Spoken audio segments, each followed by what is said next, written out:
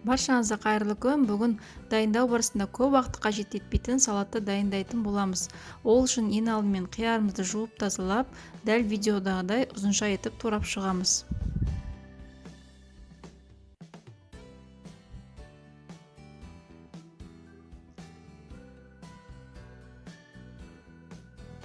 Турап болғаннан кейін алдын ала қайнатылған жұмыртқамызды тураймыз.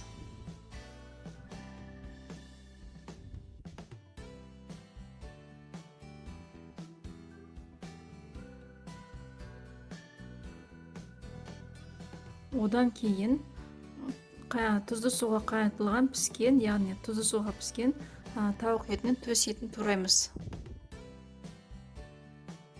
Яғни филесін.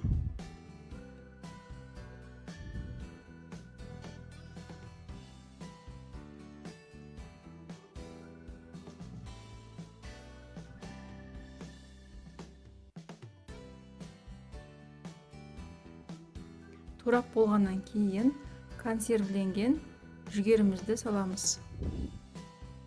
Ең соңында майонезімізді дәміне қарай тұзды салып жақсылап тұрып араластырамыз. Салатымыз дайын.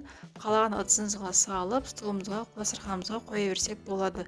Құрамында тауық еті болғандықтан құнарлы болып келеді бұл салат. Міндетті түрде дайындап көріңіздер. Астарыңыз дәмді болсын.